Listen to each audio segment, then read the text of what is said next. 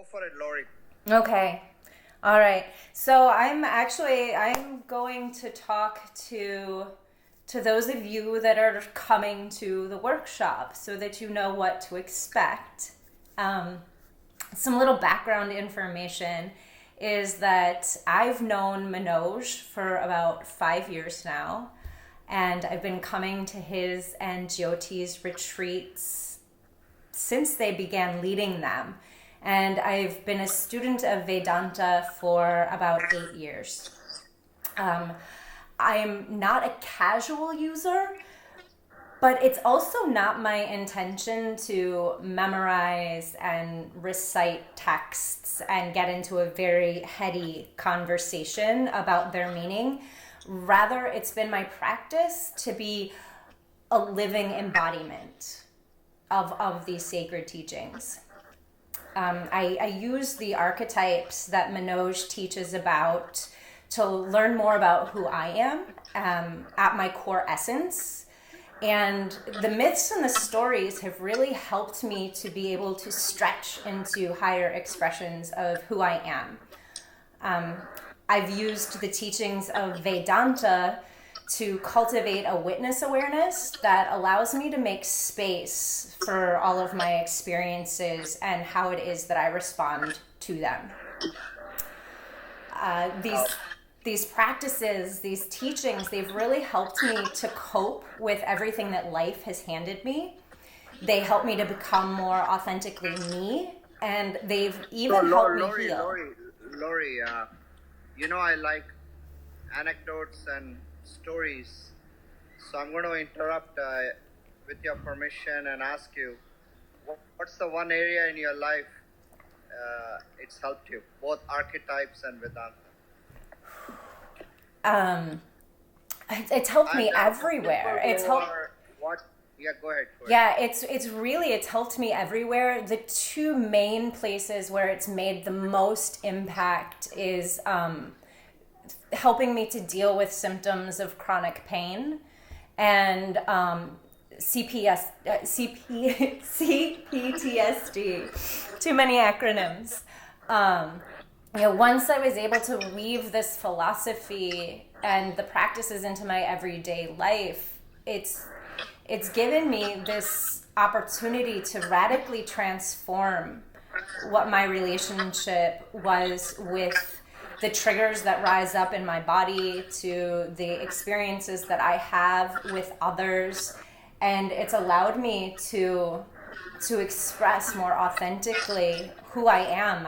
I'm awake, I'm aware. I have agency in my life where previously I kind of felt a victim to my circumstances. I like that. And personally, Lori, I've seen you sort of evolve. I still remember you coming to our first retreat maybe 5, 6 years ago at the church in La Jolla. And since then, I've seen you embrace the teachings, especially the Shiva Shakti teachings. And for people who are wondering, where I am and why am I distracted, I'm in Rishikesh, India, by the banks of the Ganges River, at the Dayananda Ashram, and there's a Shiva temple behind me. It's about 6 in the morning. People are doing puja and arti behind me. So this workshop we're going to teach on March 28, 29 is going to be, I love the title Lori proposed, the inner dance of Shiva and Shakti. And what I'm also here to learn, because Lori is going to bring out the teachings of Shiva Shakti and the stories and the symbols. Uh, that's the bell, obviously, and we're going to ring the bell in our temple. Uh, Lori is going to bring the teachings into more contemporary perspective, the nervous system, the misalignment, because there's a lot of that going on. There's a lot of anxiety. There's anxiety about physical stuff, mental stuff, and there's anxiety about relationships. And everyone has that to various degrees. And we're going to combine the ancient teachings of Shiva Shakti to the contemporary latest neuroscience wisdom on how to use these and be cool.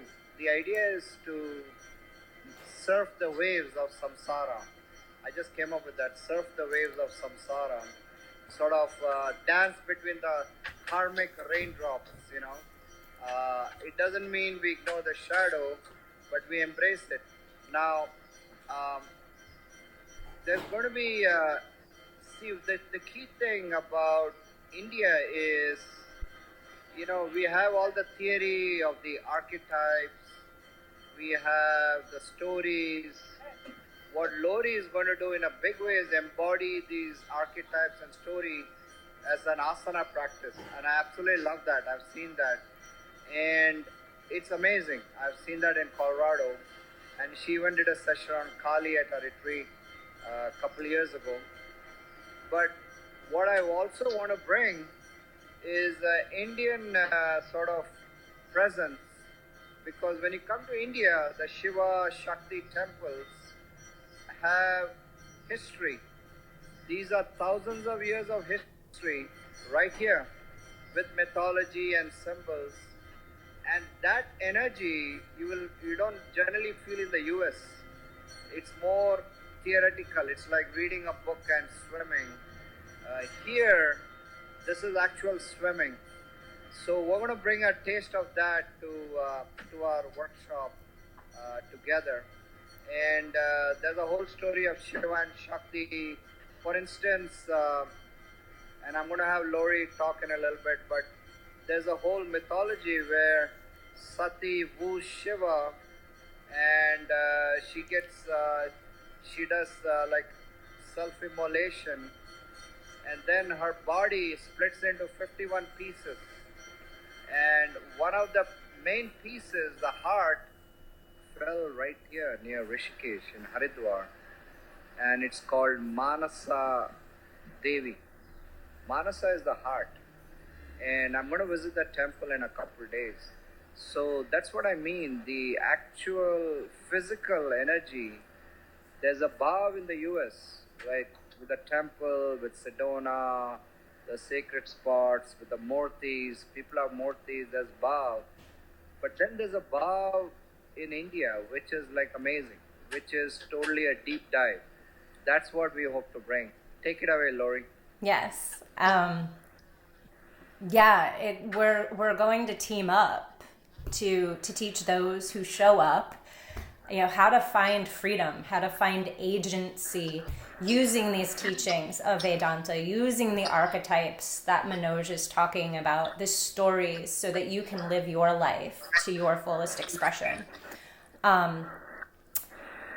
Manoj, you mentioned that we'll be talking about the nervous system, how it relates to the gunas. We'll be practicing some field-focused flow somatic yoga practices.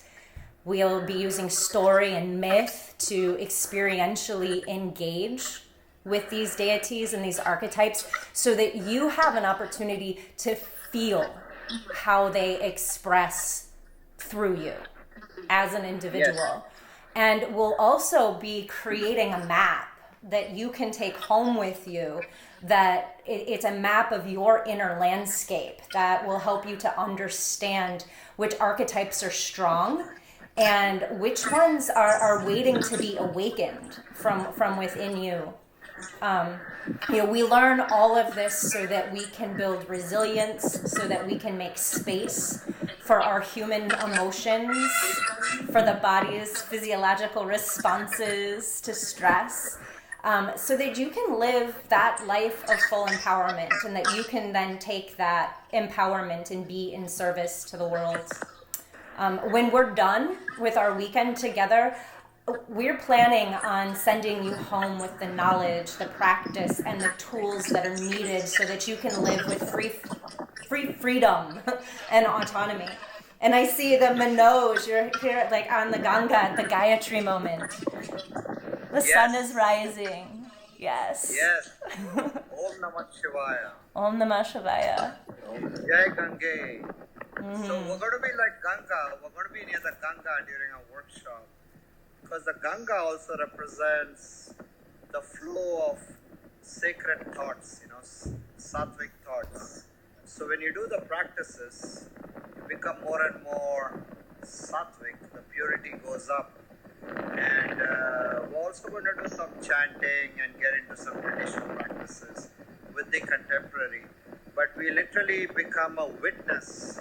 When you stand by the Ganga, the flow of water is like the flow of our thoughts, the mind, which is pure now.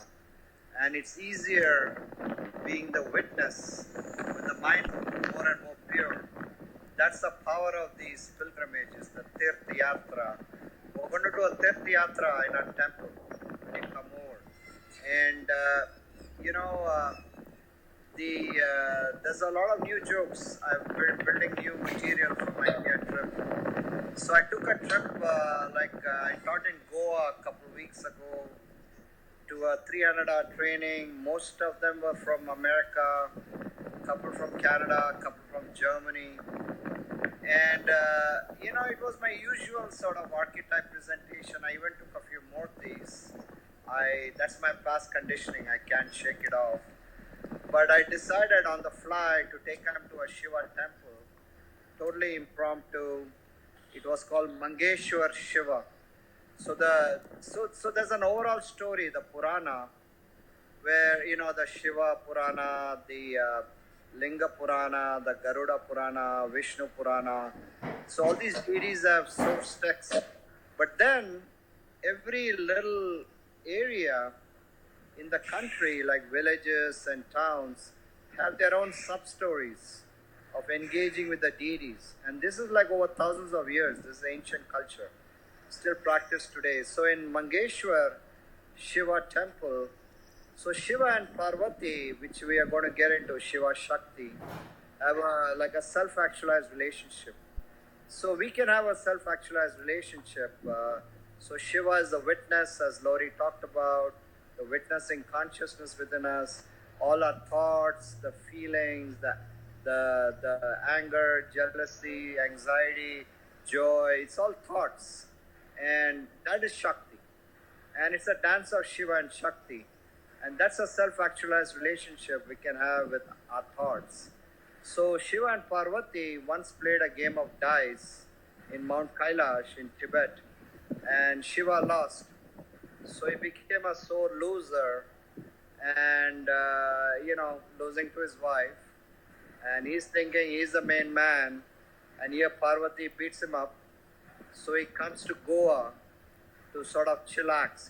Goa, you get good ganja, you get a nice massage, you get some nice Ayurveda, acupuncture treatment. So Shiva is like chilling out in Goa. Goa is the original hippie culture from the 60s, And Parvati comes in search of him, and Shiva plays a trick on her by morphing into a tiger. She gets scared and yells Mangeshwar, which means, hey, protect me, Father. He's the son of the mountains. And that's how Shiva then reveals himself as Mangeshwara Linga. And that Linga has been around thousands of years. And that temple was built 400 years ago.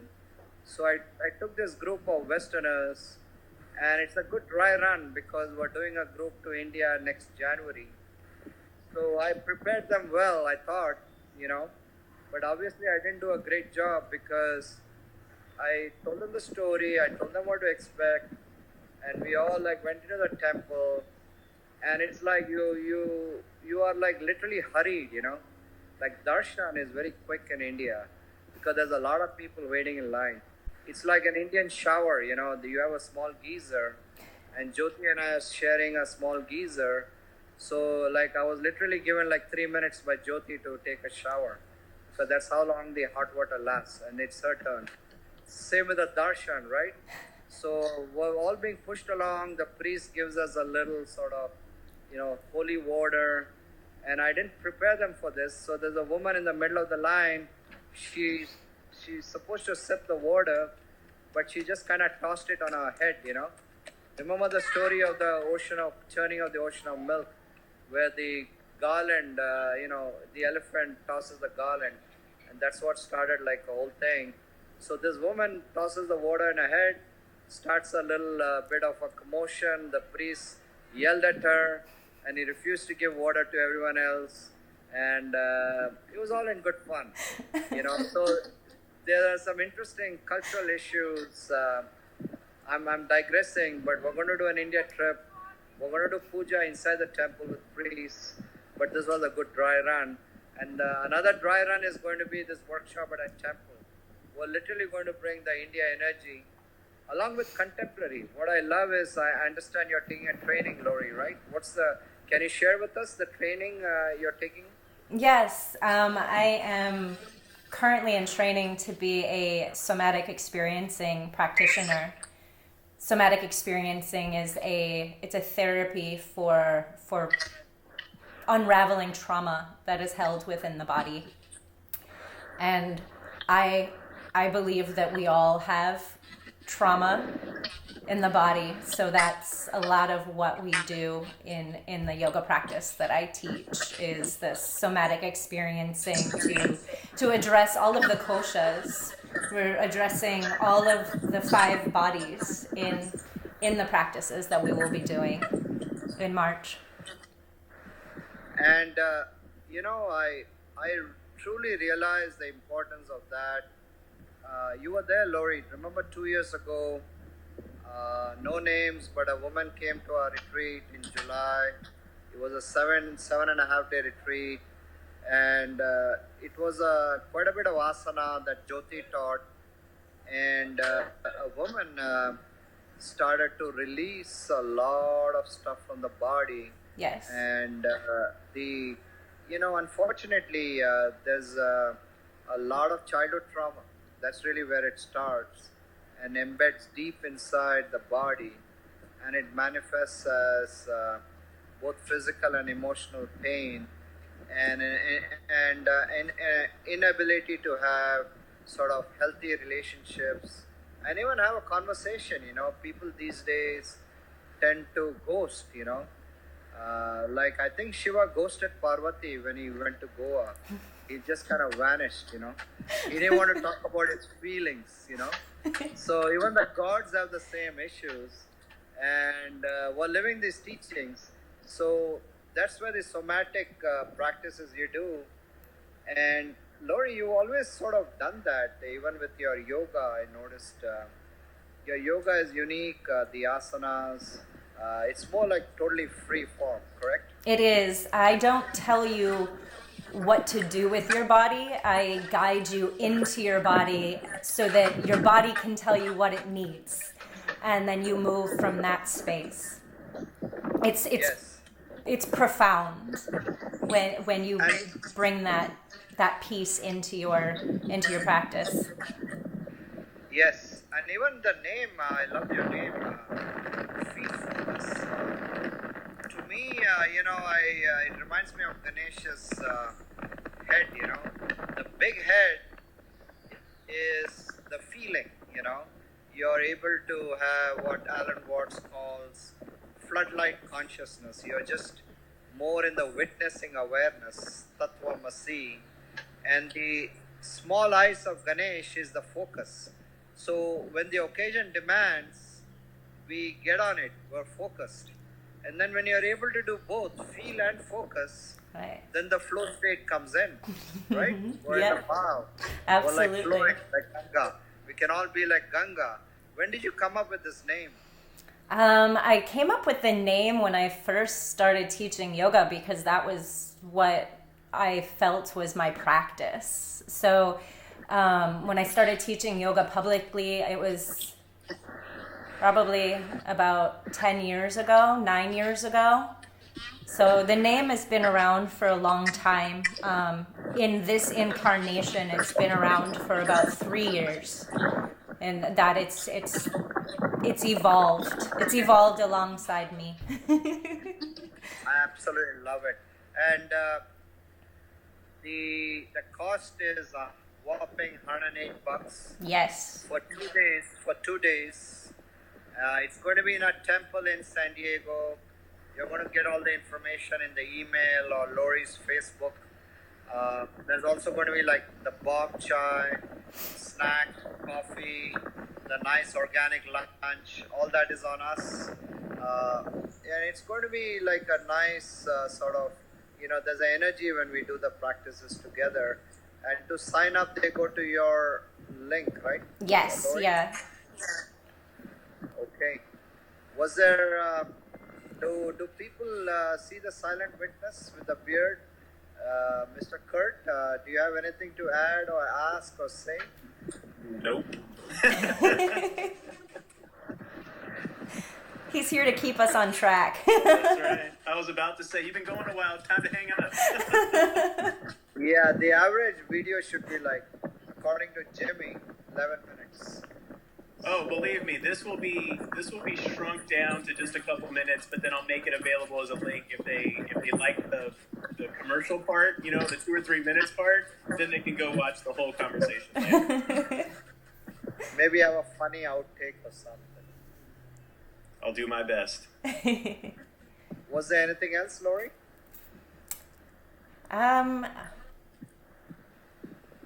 Logistically, no, but I just want to say how excited I am for this.